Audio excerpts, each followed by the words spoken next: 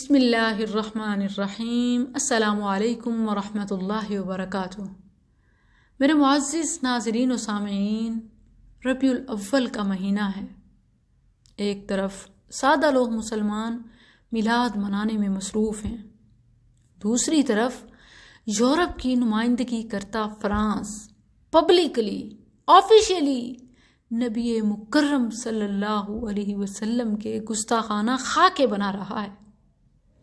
نقاب اور حجاب پر تو پہلے ہی وہاں پابندی تھی، جرمانے تھے، اب مساجد بھی بین کر دی ہیں۔ صدر میکرون نے برملا اعلان کیا ہے کہ مسلمانوں کو یہ سب کچھ برداشت کرنا ہوگا، ہم اس سے باز نہیں آئیں گے، کیونکہ یہ تو آزادی اظہار ہے، فریڈم آف سپیچ ہے، فریڈم آف تھاٹ ہے۔ حالانکہ یہ سب جانتے ہیں کہ یورپ کا آزادی اظہار کا یہ فارمولہ صرف مسلمانوں کے خلاف زہر اگلنے کے لیے ایجاد کیا گیا ہے۔ وگرنہ جب ترکی کے صدر رجب طیب نے ایک خطاب کے دوران فرانس میں گستاخانہ خاکوں اور مسلم دشمن پالیسی پر تنقید کرتے ہوئے یہ کہا کہ میکرون اسلامو فوبیا کا مریض ہے، اپنا دماغی علاج کرائے، تو فرانس اپنے صدر کے خلاف اتنی سی بات بھی برداشت نہ کر سکا اور فوراً سے ترکی سے اپنے سفیر واپس بلا لیے۔ کہاں گئی آزادی اظہار اور کہاں ہیں اس کے دعوے دار؟ گویا بھونکنے اور کاٹنے کی تو کھلی آزادی ہے، بھونکنے اور کاٹنے والوں کو تو آزادی دے رکھی ہے، مگر مسلمان اپنا بچاؤ بھی نہ کریں۔ فرانس اپنے صدر کے خلاف ایک سنٹینس بھی نہیں سن سکتا۔ ہم کیسے مسلمان ہیں کہ جان سے عزیز تر نبی رحمت کی پرواہ نہ کریں، ان کی توہین برداشت کر لیں، جبکہ صحیح متواتر مشہور حدیث ہے، نبی صلی اللہ علیہ وسلم نے وارن کیا، لا یؤمن احدکم حتی اکون احب الیہ من والدہ وولدہ والناس اجمعین۔ تم میں سے کوئی اس وقت تک مومن مسلم ہو ہی نہیں سکتا جب تک کہ میں اسے اس کے والدین، اولاد اور تمام لوگوں سے بڑھ کر محبوب نہ ہو جاؤں۔ فرانس کو اپنا ملک عزیز ہے، فرانسیسی لوگوں کو اپنا صدر عزیز ہے، مگر ہم سے یہ امید رکھتے ہیں، ہمیں یہ کہتے ہیں کہ یہ تو آزادی اظہار ہے اور ہم اپنے نبی کی حرمت پر خاموش رہیں۔ نعوذ باللہ، ہم نبی کی حرمت کا سودا کر لیں، یہ ہم سے یہ امید بھی کیسے رکھتے ہیں؟ دنیا گواہ رہے، اب یہ دیکھیں گے ہم وہ کام کریں گے کہ یہ اپنے کان تو کیا ہمارے جوتے اور پاؤں بھی سیدھے کریں گے، ہمارے پاؤں بھی پکڑیں گے۔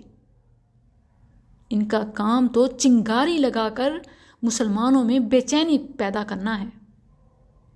امن کے یہ جھوٹے دعوے دار حقیقی دہشت گرد ہیں، چنگاری لگا کر مسلمانوں کی بے چینی کا تماشا دیکھتے ہیں۔ مالی طور پر زنجیروں کے جال میں جکڑے 57 اسلامک کنٹریز کی بے بسی نہایت شرمناک ہے۔ اگر ہم سب مسلمان مل کر فرانس کی پروڈکٹس کا بائیکاٹ کرتے ہیں، یہ ہمارے ملک میں ٹوٹل کے فیول پمپ اور یہ لو فوڈ کمپنی، اور اس سے بھی کم اگر صرف مسلم خواتین فرانسیسی کاسمیٹک کا بائیکاٹ کر دیں تو یقیناً یہ ہمارے پاؤں پکڑیں گے۔ لوریل کی ورائٹی دیکھ لیں، ہیئر ڈائی سے لپسٹک اور فریگرنس تک انلیمیٹڈ رینج ہے۔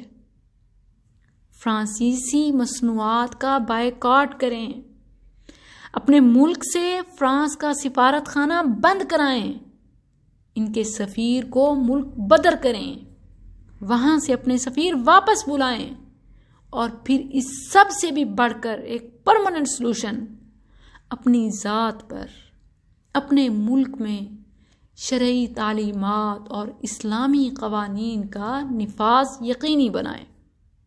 وگرنہ یاد رکھیں رسول اللہ صلی اللہ علیہ وسلم کا فرمان ہے، تمہاری کثرت کی حیثیت سمندر کی جھاگ سے بڑھ کر نہیں ہوگی۔ تعداد میں دیکھ لیں کہ 57+ اسلامک کنٹریز ہیں، مگر وہی سمندر کی جھاگ کی مانند۔ کیوں؟ کیونکہ ہم اپنی ذات پر دین نافذ نہیں کرتے، جذبات کی حد تک ہیں، اس سے بڑھ کر ہماری ہوا نکل جاتی ہے، ہماری حیثیت ہی نہیں ہے بالکل سمندر کی جھاگ کے برابر کہ ہوا کا جھونکا نہیں آیا کہ بالکل ختم۔ اگر چاہتے ہیں کہ تمہارا رعب ہو، جو کہ اس امت کا خاصہ ہے، رسول اللہ صلی اللہ علیہ وسلم کا فرمان، اور پھر اس امت کو ورثے میں ملا ہے نصرت بالرعب۔ اگر چاہتے ہو کہ دشمن پر تمہارا رعب رہے تو اسلام کو اپنی ذات پر، اپنے ملک میں نافذ کرو، اور پھر دیکھنا کہ یہ اپنے کان بھی پکڑیں گے اور تمہارے پاؤں بھی پکڑیں گے۔ ہمارا المیہ یہ ہے کہ ہم خواب تو پیرس کے دیکھتے ہیں، ہنی مون کے لیے جانا ہو، جس کے پاس چند پیسے ہوں، یا سپنوں کی دنیا کی بات کر لیں تو ہیں تو مسلم، لیکن خواب کیا دیکھتے ہیں کہ کبھی پیسے آئے تو پیرس ضرور جائیں گے، وہاں سے شاپنگ کریں گے۔ لیکن ہم خواب پیرس کے دیکھتے ہیں لیکن باتیں ریاست مدینہ کی کرتے ہیں۔ اپنے قول اور فعل کو اسلام کے سانچے میں ڈھال لیں، یہی ربیع الاول کا اور اس وقت کا سب سے بڑا تقاضا ہے۔ السلام علیکم۔